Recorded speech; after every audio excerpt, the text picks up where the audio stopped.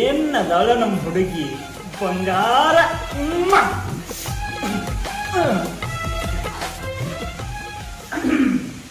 ಇಲ್ಲಿಗೆ ಬನ್ನಿ. ಯಾಕೆ ಬಂದಿ ಅಂದ್ರ ಯಾರು ನೋಡಿದ್ರೆ ತಪ್ಪು ತಿಳ್ಕೊಳ್ಳೋದಿಲ್ಲ. ಯಾರು ಯಾಕೆ ನೋಡ್ತಾರ? ಇಲ್ಲಿ ಯಾರು ಇಲ್ಲ.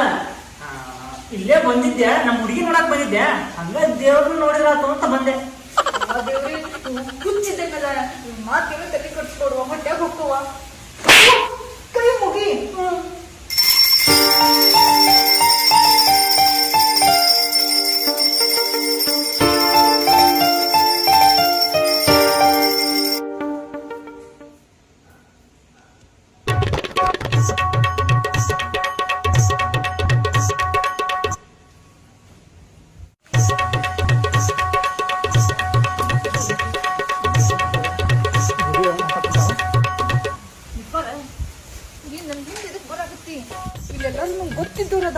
ಗೊತ್ತಿದ್ದಾರ ಮತ್ ನಿಮ್ಮ ಅಪ್ಪನ್ ನೋಡಂದಲ್ಲ ಅದಕ್ಕ ಬಂದೆ.